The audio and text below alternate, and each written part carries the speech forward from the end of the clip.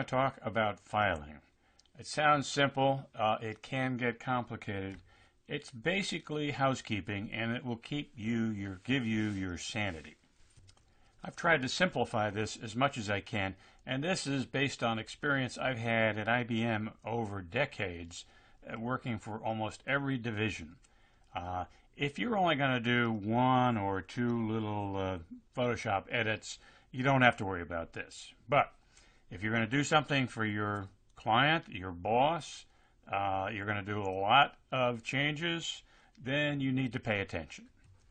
These arrows here indicate that you're going to get your source material, your illustrations, your PDF files, your images from all over the place. Beware, you need to create what I would call a source file with the file name of each one, the date, where you got it, what was the source, is it copyrighted, do they require review? You need to know all this. Get it at the beginning, not at the 11th hour when you're ready to go to press. I've been there. Don't do it. Next, you're going to draw those elements, indicated by the big arrow, from your source file as they are needed into what I call your edit file. You need to, first of all, make a project folder with a name on it that's appropriate. But every time you create a new Photoshop image, you need to give it a name, put a date on it, put your initials on it, and keep all your edits. Do not overwrite this version on top of your prior version. Keep them all, because you may need a record of that.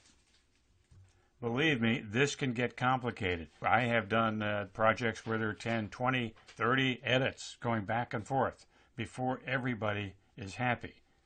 And you want to avoid what I call version hell, turning out the wrong version on publication day. You don't want to get there. You don't want to be there. So when you send a new Photoshop version, you need to have the file name, the date, and your initials on it, so you know when it was sent and when it was edited.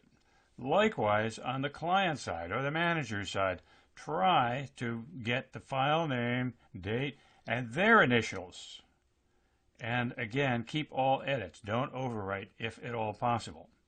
Now, if they won't keep the file, you need to keep a separate file, and I'd call it the client file.